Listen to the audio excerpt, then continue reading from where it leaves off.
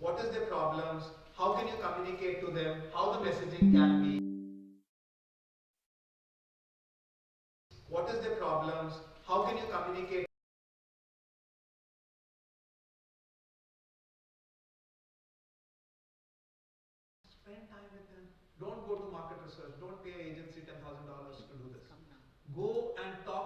potential customers, how are you? What do you do? What do you like? What's your hairstyle? Where do you go for? Everything that you can know about them. What do you consume? Where do you go to eat? You need to understand that person if you want to do business with them. Because tomorrow you want to communicate, you want to understand pricing, you want to so you can develop that into your business plan. So customer understanding, market understanding, industry analysis, I've seen that. What else do you need in a business plan? Come on, you said 9 things. Now you're remembering, trying to remember. Business model means what? I don't understand that word. How you would make money, absolutely. What? Yep, absolutely. So what does how do you make money mean? One of the things that a lot of people miss out on, where will you sell it? How much will you sell it for? Bashar talked about cross-selling opportunities, upsell, cross-sell. What are the different revenue opportunities? So in this idea, will you get, for recruitment you can get money, for training you can get money, for replacement you can get money. So there are so many revenue opportunities in that business idea that he's talking about, a guard getting cultural. It's not just about cultural training, it's about recruitment. It's multitude of revenue opportunities lying there. Right? Till your business plan makes sense and all have a synergy. Because you understood your consumers, you know I need. Okay? So your business model, very important and often lacking. So your business plans in TiE University, please make sure they have their business models in place, revenue models. What else? User story. User story. Part of user understanding, but yes, user story. What makes your product different from other products? Topic answer. Bashar, what makes your product different from others? What is your view on USPs? What is a USP? How do you go around USPs? How can they create USPs? Well, this is a good question. And once you've done your business plan and so on, you need to start thinking about marketing and sales. Yeah? So, how many water brands are there in Dubai? 40. And they all sell water. Yeah. And there's different prices, and there's different capabilities, but at the end of the day, it's water. Yeah? So this is my Dubai. We probably use it here because it comes in small little fillings. Because it's done out of Dubai desalination. We like it, it's associated with the Dubai brand.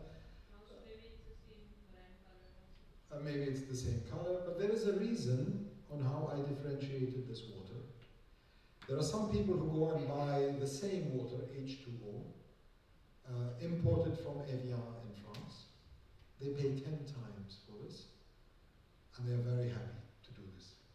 They want the association with Evian.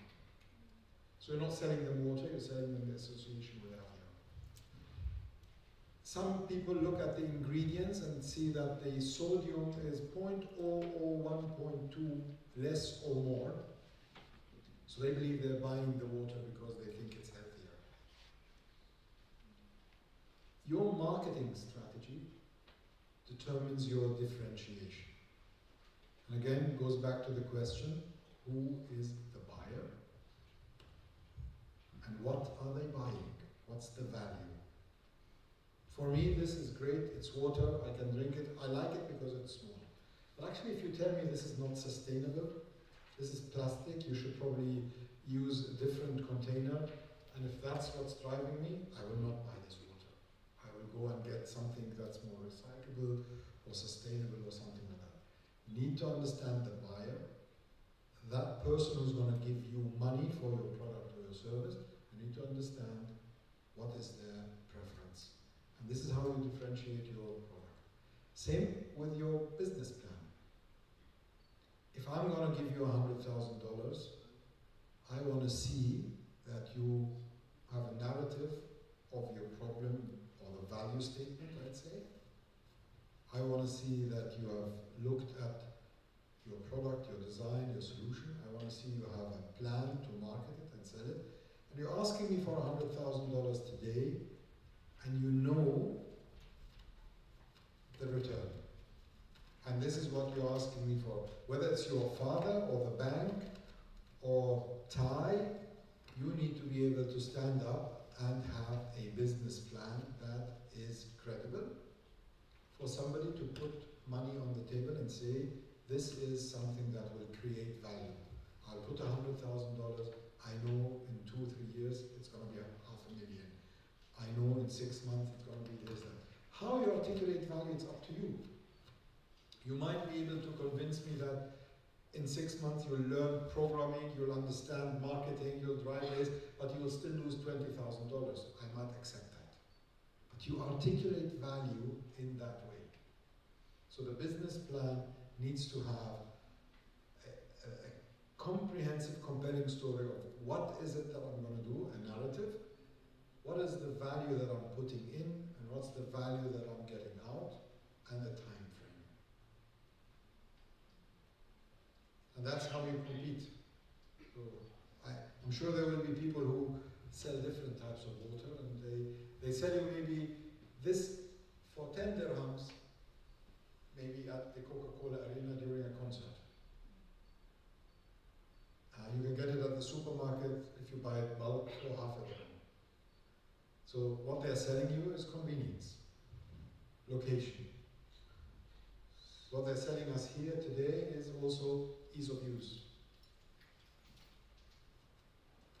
So this water example is extremely important. And that goes to other things. Yeah? There are so many cars.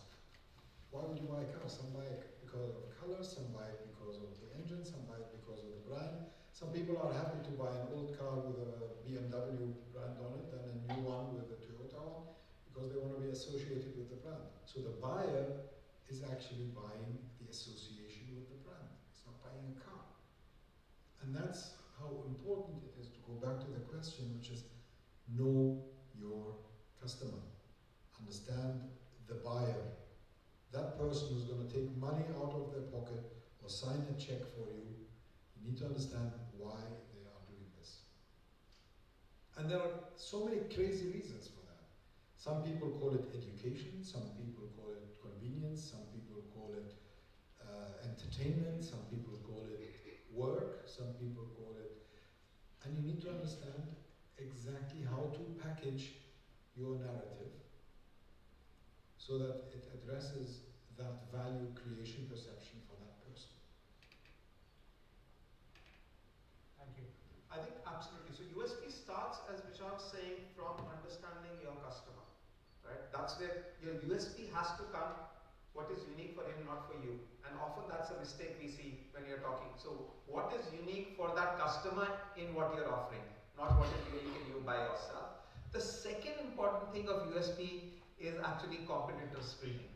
It is unique. By a word unique, it means competitors don't have it. So the other thing you need to do is have a review of what are the competitors offering. And it's such a simple thing to do. You open their social media channels, see their communication, see what they're highlighting. So when we work for a bank and do their credit cards, or if you're working to see that what are you offering in training, maybe cultural training he's talking about, there are 10 other people who are recruiting who are saying we do cultural sensitivity. And he needs to review that before he says that it is unique, because it's unique in his head right now.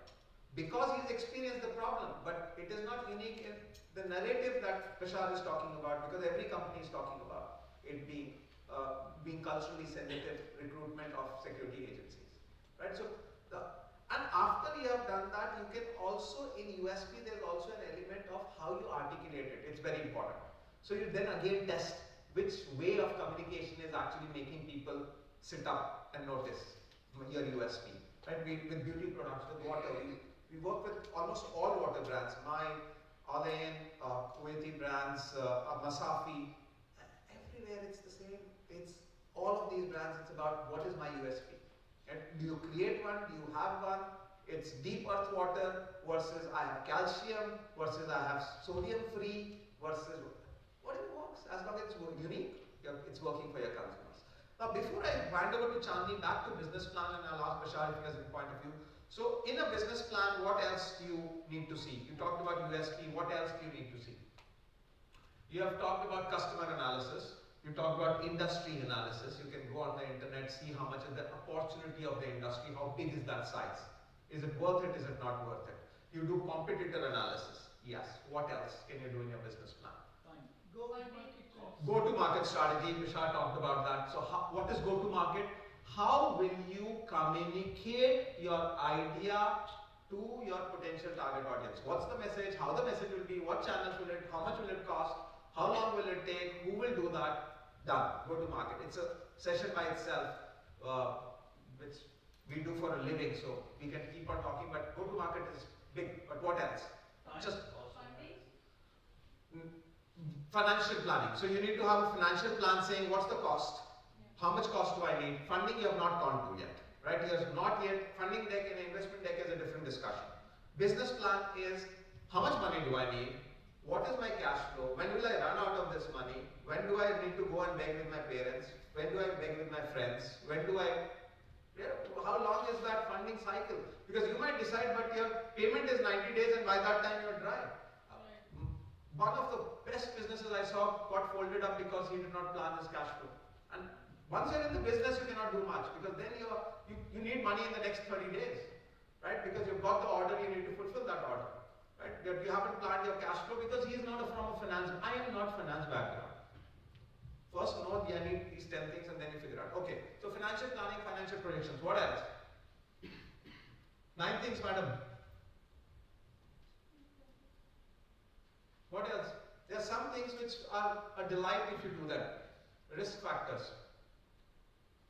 What is the risk you see in this business? I might not get payment. I might not get the technical person to do this. My app might not be working.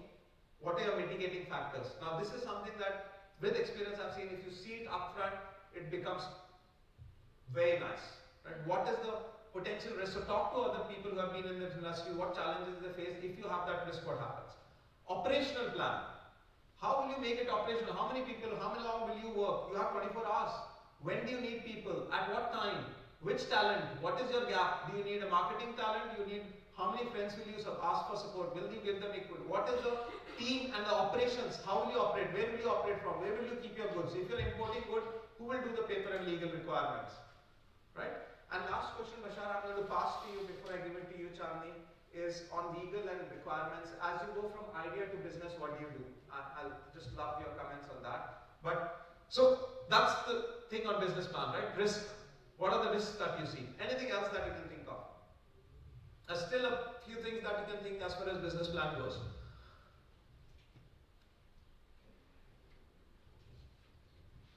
So make it, yeah. Exit strategy. Thank you. I wish I had a chocolate right now. I've never heard someone talk about it when they're doing the initial plan, unless they are a seasoned entrepreneur. So I would have expected from, have you done entrepreneurship? Do you have a running company? Yes.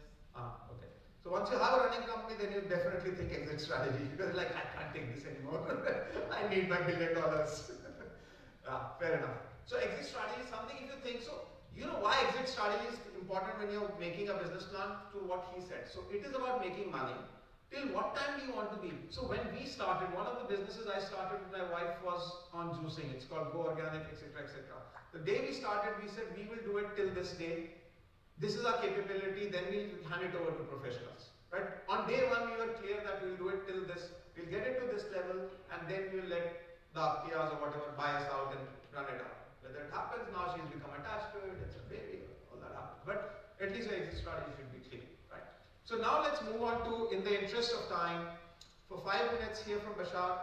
Now you have the idea, you've got your business, you've set up potential, your potential was fantastic, then you were smart enough because you attended this talk and you created a business plan which was all comprehensive.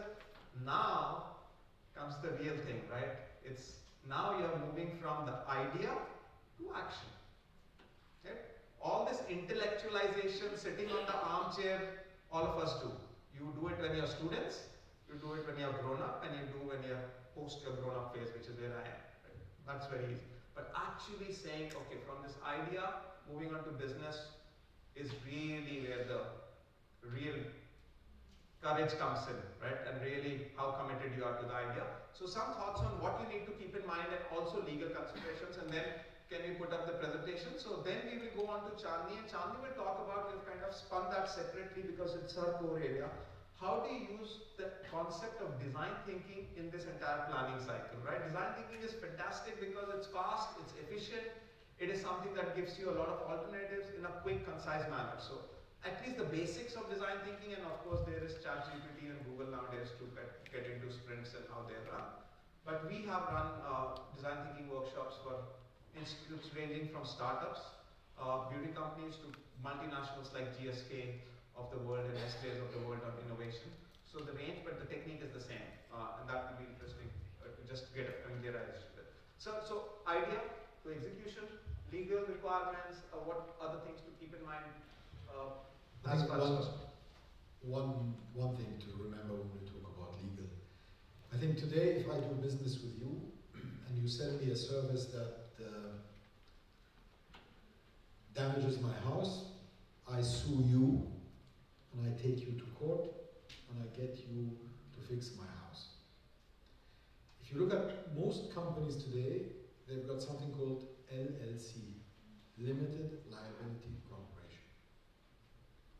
People create companies so that these companies carry the liabilities of your work.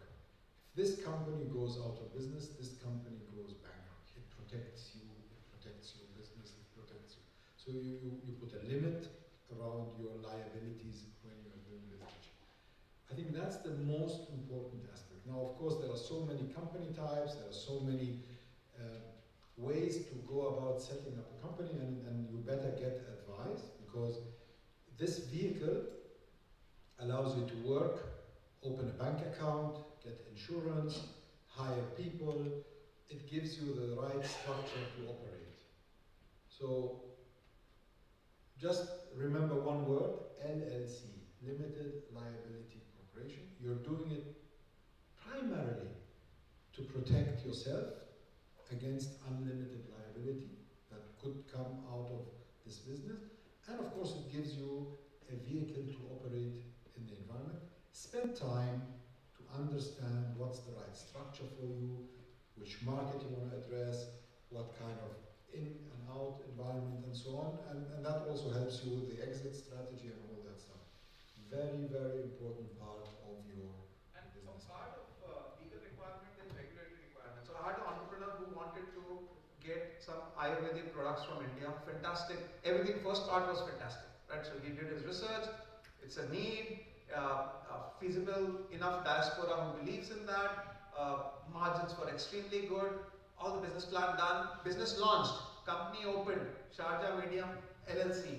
Then he realized to get approval for that product is a 9-month process. And he needs to do label design, he needs to do some so he didn't do the regulatory check, right? It turned out that he was expecting to market it as in a different category, so as a cosmetic product, while it came into pharmaceutical, and therefore the regulatory requirement made basically the company had to be closed down. Luckily, not too much. It was opening and closing, so it was not that much cost, but lot of time, a lot of headache to try and figure out. So that regulatory requirement is actually equally, and before you kind of hit the ground, you have to make sure that the legal regulatory requirements. And typically, as a young entrepreneur, this is one area I would not save money on. I would save money on market research. I would do market research on my own. So I have this idea. I go to what she was saying. Go to 30 companies, find their emails, go to them, beg, say, sir, what is this idea? Just give me a feedback. If it's an idea with general consumer, you go to people on the street, ask them, just talk to them saying, this is my idea, what do you think about it? If it's for kids, just find mothers and talks to them. If it's on music, just go to music festival, talk to them while they're having their beer. Talk to 50, 100 people, right? You will get a first-hand feel about what that idea is, what's the feasibility. But as far as legal and regulatory requirement, top quality talent, don't try to do it yourself, right? Partnership agreements with a supplier, never compromise on it. Right, so you have a supplier in China, you're signing a deal, don't try and Google it and sign it. You have to invest in a good quality lawyer and make sure that that is well done and properly done. Okay, let's move on to design thinking and any other questions. So before we move on, any questions you have about your ideas in the confidence of this room, about any things that you might, yes sir, loud and clear, since you're on the back row. Hi Manchu, how are you? I'm good, sir. So I just wanted to ask you, I was having a chat with one of my friends yesterday, he lives in Belgium, and he was saying I have a really good I want to go out and speak to people about it. And this is a common thing I've seen in a lot of people who want to be new entrepreneurs. Is if I tell my idea to someone, they will steal it. How do you navigate around that and really go out? Because then it also leads to people just sitting in their room, discussing it within a group of 1 to 3 people just because they're scared to get it out. Look, I have a very strong point of view. I'll come on that. So mine might be different, but Sure. I would say don't think you're the only smart guy in the room who has a great idea. Yeah? So I'm sure you have to build the right level of confidentiality if the idea is very specific. So for example, you know that this bank needs to upgrade a certain level of software by the end of the year because of some new upcoming regulation. That's a very, very specific and dynamic opportunity. Of course, if you know this, be very careful, be very protective, and only speak to so many, because reality is your product is not differentiated enough, yeah, because it's so specific. Now, if you are thinking about a generic great idea, come on, I'm sure there are 1,000 people who thought about starting music concerts on time and what that means. He can go to any event manager and say, what does a delay of 45 minutes mean to you? And if you can fill that time with entertainment, how does that impact the mood of the people and so on? And if they can articulate this and say, this first 15 minutes, it is what makes or breaks the day for me. I'm gonna be happy to pay 20% to fix this. That's your number, yeah? That's your value. Of the 100 ideas in the 20 years that I've been, so of the 100% ideas, I might have seen 80% fail because they did not go out and talk. I've seen 0 case of idea being stolen. If you're a judge of a business contest, right? So in this business contest, and we've been judging different FEs awards, multiple, right? Every time there's a season, right? Every idea we get now will be linked to AI and generative AI. Not every idea, but we'll get. Rarely do we see a unique idea. And honestly, it's not about uniqueness. It's about your ability to. For that idea, how are you executing? What's the narrative you are talking about? Which target audience? How well have you understood that target audience? How well have you done your USP articulation? That is what decides. Or how much are you willing to do? 10 people have the same idea, trust me, one will succeed, because that person goes out, talks, to tell your friend in Belgium to seriously get off his butt and talk. He'll refine, his idea will definitely evolve the more he talks. And you would know that, right? Absolutely. Any more questions? Yes, sir. Let's say we make a business plan and it's perfect. We cover everything. But by time, we always think about what if we chose this instead of that. My question, I don't know if I can deliver it, but how can we manage the lost part of us, or getting confused, which is better than this one? So, this is an evolving thing. Which thing you will learn? The business plan you make when you start the idea, after you have launched your business, you can throw it in the dustbin. Why am I saying that? Your business plan will completely change once you hit the market. Because by the time you will see market change, what you thought your assumptions change, etc. That's fine. So 2 solutions there. One, at least something is better than nothing. You got some feedback on some form of the idea and how visible and it will evolve.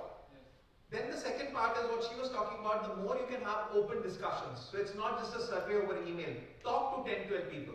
And there the idea evolves. You start with this, you evolve it to next level, you Please. I'm now in the 3rd year of my business, and I came today just to see where I started from, and if I had started the way they are saying I should have started, would it have looked different, or should I put my business into this design and see if it does anything different for it. So what I had in the beginning of 3 years back, I didn't have any plan. I just started off because everyone said just start off. So and now I'm trying to put things into perspective. Okay, if this was this like this, would it be different? Can it be different? So in 3 years in business, and I'm What still, area of your business? What's the? I'm into handmade bathing skins.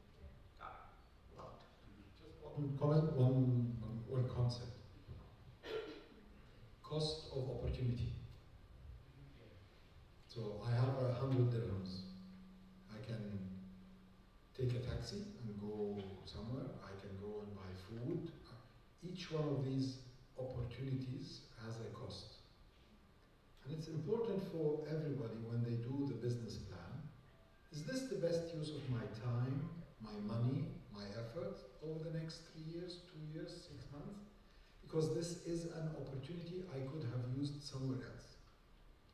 Was it the right investment in her business, or should she have done a master's degree? Or, so, I'm just picking on you. But in order to keep us on our toes, we need always to ask ourselves, what is the cost of opportunity here? And there always is a cost. I can't emphasize Bashar's point, right? You always have an opportunity cost of what you're doing, right? Whether how you're approaching the market, which business are you starting. So thank you, Bashar. I think that was a I'm sitting here, I might be missing something else. For me, sitting here is the best or the optimum opportunity because I have the opportunity to engage with you. But I need to make these decisions every time, every day. Where am I putting my time, my money, my effort? And this will drive me to make the best out of this and optimize my business plan because I really want this to be the best return on my opportunity, on my resources. So always keep that concept, cost of opportunity in your mind. When I was creating the business plan, I changed my idea 7 times. Even my business right now wasn't this one. It was another idea, but it was shaping. And there is no right and wrong. Yeah. It needs to fit for you and it needs to satisfy you. Maybe you're not in it for the business. You're not in it for money, you're in it for fun, you're in it for education, you're in it for learning. Depends on what you're doing. This is why I don't use the word customer, I use the word buyer. Somebody needs to take 100 dirhams out of their pocket and pay. Yeah? If you're after money. If you're not after money and you're doing it for wellness and goodness, you'll be very happy to give me a service and I'm enjoying it because I'm learning something out of it. So money is not the discussion, but you need to articulate the value of what are you trying to do and why. And also I would like to add, it was B2C only, and when we spoke, it was an event, and I saw many CEO there. I spoke to them, they liked the idea. They said, do you provide this for employees? Can you start doing Cross-sell. this? Now I'm going to Upsell. stop you and move on to design thinking. Sorry for that. We have about 10 minutes of discussion. How many of you have heard the term design thinking? Yeah, what does it mean? So let me hear from people who haven't spoken. Yeah. So basically, it's a map of your thinking and how your ideas flow through and how you solve problems using different tools. Kind of. I'm being polite by saying kind of. Yeah, to some extent. So it's all I'll say, I'll leave it to Chandni, but it's a fantastic tool. I have not discovered it too long back. So I'm new, unlike Chandni who's studied it and done it for, as she said, 7 years. So it's a tool to fast track your objective. Let me put it this way. So if you have an objective to decide what's the best design of the solution for my music, what's the best design of my solution, you can do it using this process quickly. And in this entrepreneurial journey, fine-tuning your product, fine-tuning your go-to-market, fine-tuning your pricing, fine-tuning your, you can use this tool. And you can use it within your small teams that you work once you understand. So keep that perspective in mind. It's a tool you can use to fast-track whatever you need to do. So 5 friends sitting together, 10 friends sitting together can use this tool. I think my job is done easier. We just explained everything. So yeah, design thinking is. Sorry. Does he do that at your place as well? You're touching a nerve, yes. So yeah, as he said, or as you guys also said, design thinking, like everything we do has a process of doing it. So it's just that you need to know what is the process of achieving anything in our life. So it's just not just business, but anything which we do.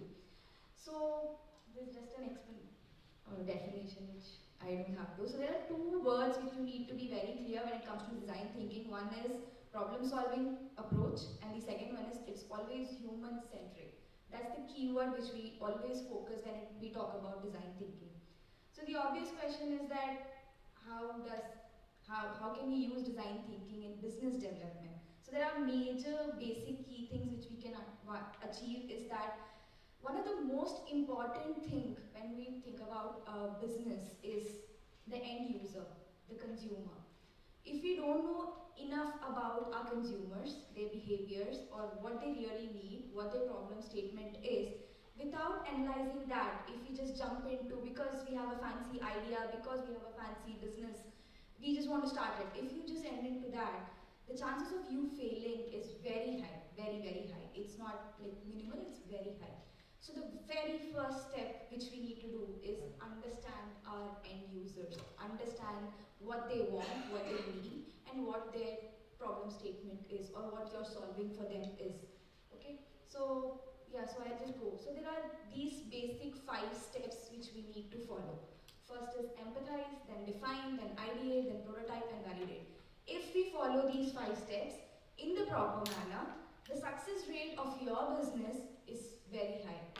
And the most surprising thing is that this entire process can be just done in 5 days or to a maximum of 2 months, not more than that. So you can actually, by the end of 2 months, have a very strong business plan or an entire strategy or an entire structure which we can assure that it will be 100% success to it. That's the level of achievement which we can receive by just following these 5 steps. So let me just quickly go through each and every step in detail for you to understand. When we talk about, okay, I would just want to take up an example. Like I heard you are a food blogger. I think you will be able to relate it much better to it. So there was this one event which we recently did where we tried to solve a problem, something related to a food truck. So what do you think is like? Okay, I'm just being very vague. What can anyone tell me? What is the problem with food industries, restaurants, or food trucks, or anything which comes in your mind? Let's keep it to UAE. Let's keep it to Dubai. Okay, even yeah, just wastage is like one of the problem statement, but what else? What else?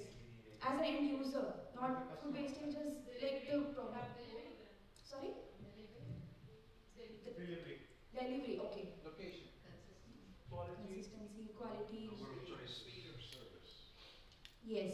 So considering all of these, the problem statement here is that we all come from different diversities, we all have different tastes, and sometimes we feel like eating Chinese, sometimes we feel like eating Indian or any other cuisine, but there is no one spot where we can actually get all the different kinds of cuisines. So we need to go to different shops for each and every specific thing. That is like a huge task, right? Because we all crave for food. At any time we want, we crave for food. Yes. I would like to counter that statement because Yes. I think in terms of Sorry, I'll stop you here. So take a step back. In design thinking, the first step is understand customer. Right? And I'm not debating whether that statement was wrong and that's why I stopped you. So whatever you do, we started this discussion by saying first you need to understand customer.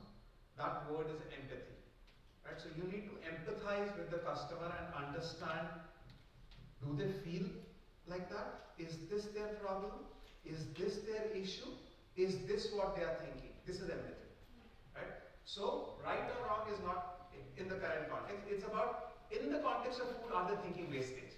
Are they thinking about delivery as an issue? Are they thinking diversity of food and can I get everything? Are they thinking quality? Are they thinking consistency? And it might be all of them. And that's what you want to get in the empathy stage by sitting together and brainstorm. And if you saw her first slide or in this slide, it's also about you can do consumer surveys. Nowadays you can do internet search, right? You can just say food bloggers, these, and there are lots of them. And they will tell you, and they are influencers, right? You talk to them, you see what are the aspects they're talking about. We did a roundtable as part of TiE where we called leading people, food bloggers, chefs, etc., to understand what are the food trends. I don't know if you remember, this was pre-COVID, the big thing, and it was actually a lot of things they talked about, like cloud kitchens, etc., which have become a reality post that. So it's very interesting, you can do, but get empathy. First thing in design thinking, get empathy outside your thinking. Otherwise, it's what I think. Right? That's the step, irrespective of what in this case. It again goes back to the end consumer. So you directly go interact with them. You take interview surveys, or you follow all these basic research methodologies, or the other one is just observation. Just observe. how the people are coming in, walking out. Depending on your problem statement, just do the following steps. So that would be the first very. I have to comment on that. One of the biggest tools of consumer understanding is observation. I cannot, we did this study for, I will not name them, let's say a beauty store, cum spa, based in Dubai Mall, very big. And we just train them into when these people come or when they are behaving, just observe. So they then observe that they are getting, one of the insights in that observation was they had a packaging which was super premium. But confusing.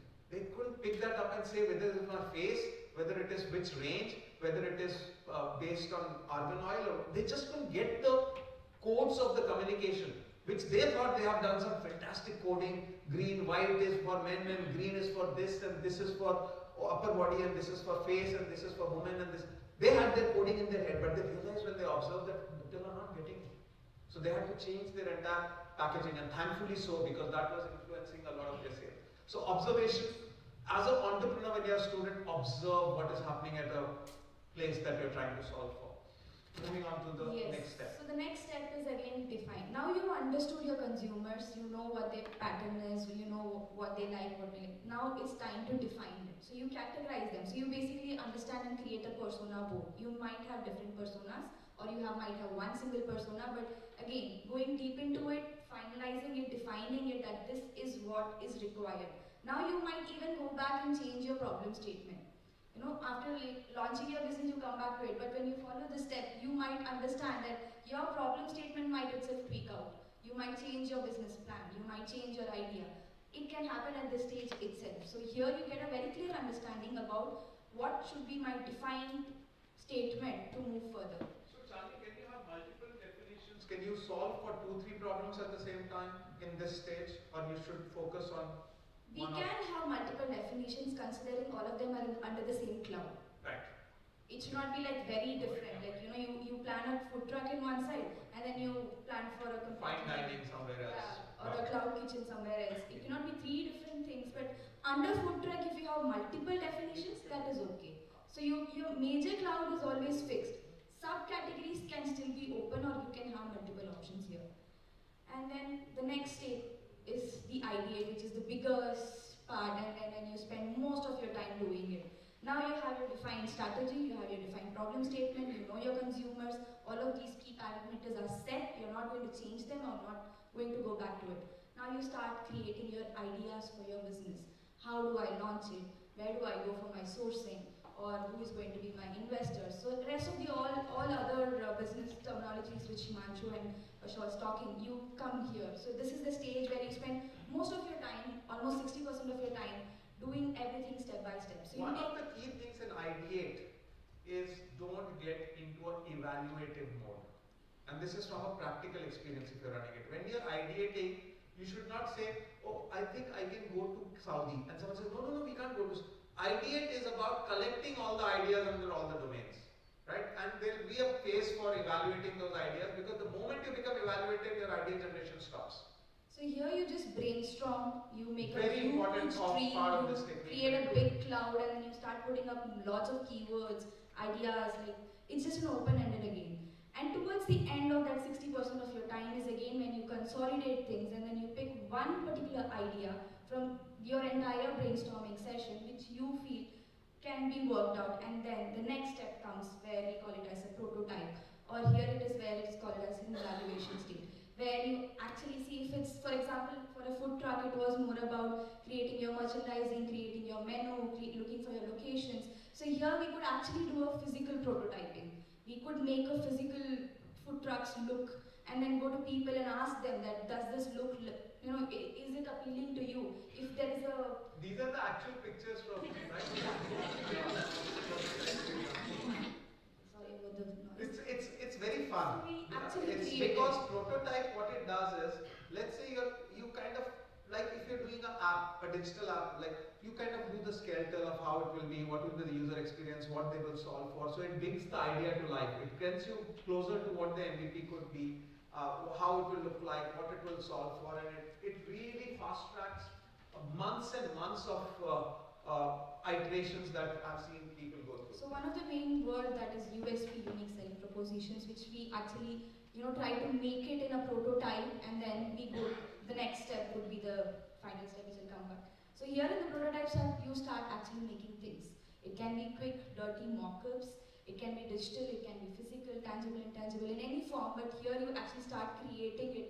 Even if it is a business plan on a paper, it's fine. You just make it there. And then the final step is that you validate it and you test it. And this is the spot where you actually go to the real consumers or your investors or whoever is your final person. You go to them, you show it to them, you pitch in your idea with a portfolio, with your complete action plan. And here you might come back saying that it didn't work out. Then what we do is we go to the ideation level. That is the third stage. And then you again do your prototype and then you come and do the test. Okay, so it's like at this step, most of the time we would succeed. If we see that we are not getting there is some glitch or there's some drawback, we again go to the ideation space where we have so much of ideas already been generated. You just pick the second most best idea from that and then you again do the steps. So in this way, you're actually reducing your time, so you're faster, you reach the market faster, and since you followed a process, there is chances of you failing. Yeah, failing is less. There is a methodology which you follow.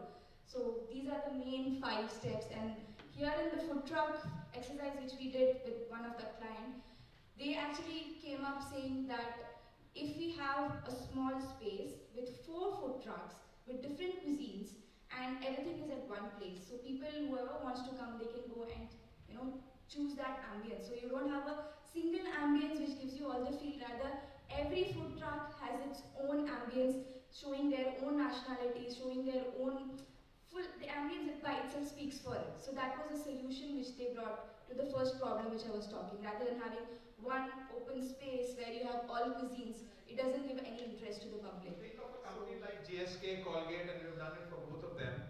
And you're doing prototyping, so you're trying to understand in oral care what will be the innovations in the next 5 years, right? Or you're doing a bicycle company and you want to understand what could be the features I could add in the bicycle so that kids start cycling more in the event of the fact that there are e-scooters and everything that's coming up, right? So what do I do so that, so imagine you then come up with 100 ideas, then you develop the prototypes, then you do a validation and then you come back. So the entire cycle where they could complete it in 1.5 months, which would otherwise take it much longer.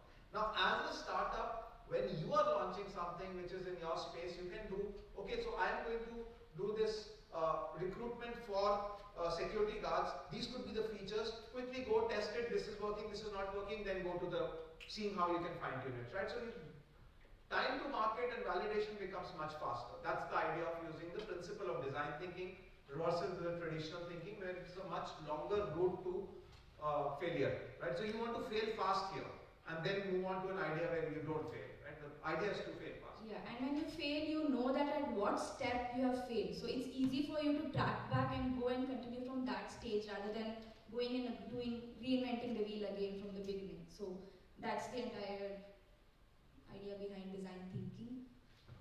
Thank you. Questions? Any questions on this? To Bashar, anything else that came up in your mind? There are no snacks, no dinner, so you don't have to rush out. It's going home after this. I would like to finish Yes. what I had started. Yes. So, as you had said before, that you want different restaurants to have all cuisines.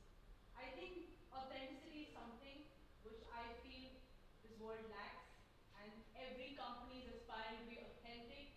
So I would say in that statement, I don't think it's authentic for a restaurant. So it doesn't matter what's her statement or your statement. What matters? What have you learned? What matters? I mean, I'm just talking. No, I'm saying what matters. So let's come back to an idea of entrepreneurship, right? If that's the entrepreneur, what matters? Because I've seen this a lot. When you're discussing with friends, what happens is, I don't agree. This is not like this. Okay. What do you do? What is your course to recourse that? I don't agree, you don't agree. What's next? What's your true north? Maybe find a common ground. No, that's the most stupid thing you can do. I think because Because that's like, I will also fail, you will also. Yeah. You go back to whom are you doing it for? A customer. It doesn't matter It's about let's talk to the customer, find out what the customer thinks. That is authentic, and you're incidentally right. Authentic is very important. It's one of the core values. But it doesn't matter what you think or what she thinks. What matters when you're doing entrepreneurship is whom are you solving for? What does that person think? It's not, I don't care what you think. You also have to think the perspective, right? So you're going for dinner alone, so you think mujhe jo chahiye, that's all I want, right? I'm going with a family of 5 people. One wants a burger, one wants a noodle, one wants something. So I go to a place that has everything, right? And these are two different market opportunities.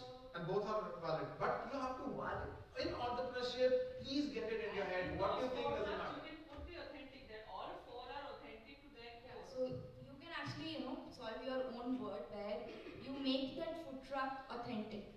That particular shop, that particular space is from this nationality or is from this cuisine. Right from your chef to your ingredients to everything which is being bought there is authentic. And that's how is your unique selling proposition, right? Consumers not so just one person only. I'm like taking in more consumers. I'm taking like you friends, gangs can go there and then everyone can have it from every other place. But I have a question for you. Suppose you are choosing to eat Chinese, okay? And there's an Indian restaurant which also provides Chinese.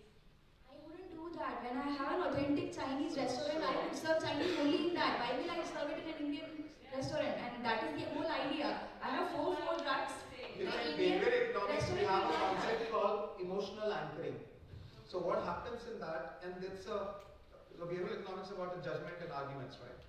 So I say Trump is good, you say Trump is bad, right? And both of us read an article in, let's say, a respected journal, Wall Street or newspaper about Trump and his time in office. After that article, I thought Trump is good. I will come thinking Trump is good, is reinforced. You will come back thinking what an ass, right? Because emotionally you're anchored into an argument. What I'm trying to get you out of is doesn't matter the opinion. This is not what we are trying to be. It's not a food. Your food. The discussion is to understand when you're doing entrepreneurship, go back to understanding consumers. That's all that matters. If you were to say this argument saying, I talk to 100 people as a food blogger, and in that 50 people have talked about wanting authentic cuisine, and when they say authentic cuisine, it's 1, 2, 3. That's the way our entrepreneurship talks. Any other is personal opinion, which is not about entrepreneurship. Please take that. And this discussion overstands. Any other questions which is about entrepreneurship? Yes, ma'am. Not sure if it belongs. It belongs. But when we are talking only about the buyers and the consumers, does this phrase that customer is always right, it really means that? In the sense when we are providing the services or any product does. He thought he's relaxing now. Or to what extent it means. So customer, you are solving for whom? Have you answered it? If the customer is not willing to buy into your problem, thank you very much. You can do charity. So customer is only right the way I interpret it is you're solving for them. So please understand them and they should feel you're solving for them. However, there is a debate about customer experience for a mature business. At the business plan conceptualization, customer oriented, customer driven, buyer, customer, influencer, there are different personas. So what happens in certain categories, like he was saying, chocolates, you need to understand the kids. He was talking about, you need to understand him because wallet comes from here, but you also need to understand his kids. And for holidays, I am the last person to be talking to. My wife decides I'm going here, I go. I have zero say on where we are going for holidays. Zero. But financially, she earns more than me, but I have to pay for the holidays, let's assume so. Right? So whom do you speak to? And that was his point. Be careful where the decision is making, who's taking out the money, and whom do you need to speak for what. Maybe I have a say saying it is a 10,000 budget, or my says I should have a discount concept, and it's true also. Right? Yes, sir. How to get the right mentor? I need a mentor. You please make good friends with her. We have a mentorship program which is really good. And I say this with pride because we are committed to making sure they fail fast and succeed even faster. Right? And he's been mentoring a number of organizations. Right? But we match the mentors. So you can't approach me and say I want to mentor because TiE has a process where it says you apply for mentorship. That mentorship class is called, and whenever the registration is open, Yeah, so follow us on LinkedIn, Instagram, where we announce our events, programs. So when there's a mentorship batch being launched, we'll take in applications and then. And mentorship we encourage, so it's not like you really have to qualify. As long as you're not being, you know you have a business. You need to be a licensed business and a full-time business, and you need to have an issue which is mentorship. We don't take mentorship for help me raise funds. But we do mentorship for how to scale up. So you need to have a problem definition which a mentor can solve.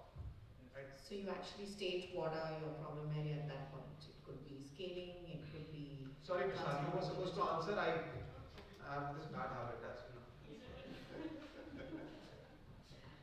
So just on the customer, if you want to, we were saying. Just want to have one closing comment or remark.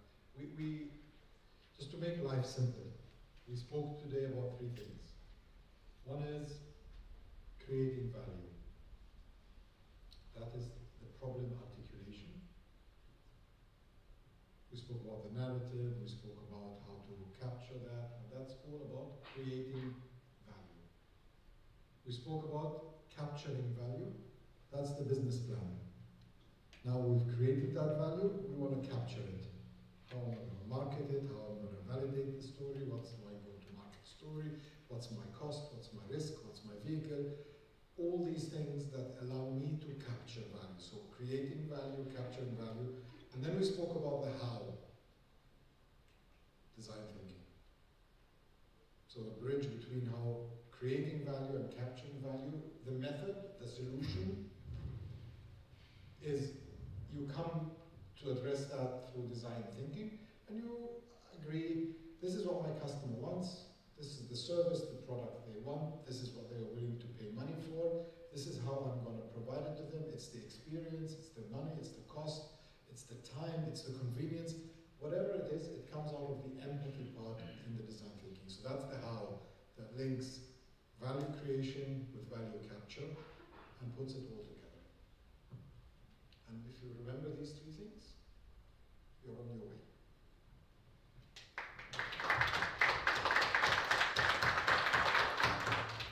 Yeah, thank you. We'll close. Thank you, Himanshu. Thank you, Bashar. Thank you, Chandni. Thank you, audience, for keeping it interactive. And they didn't have my choice. Please make sure you apply if your students working on ideas. So this is where the idea stage gets mentored. Our mentorship program, you need to be a licensed business because that's a long-term mentorship program. But at the idea stage, we work with you very closely to help you pitch and get better. Like I said, the 3 winners from last year are all licensed business. So if you are sitting on ideas, so February 15th is when we close. Make sure you build your plan. And Make sure you spend your Valentine's Day filling up your business plan. That's the right use. Yeah, that's declaring love to yourself because you're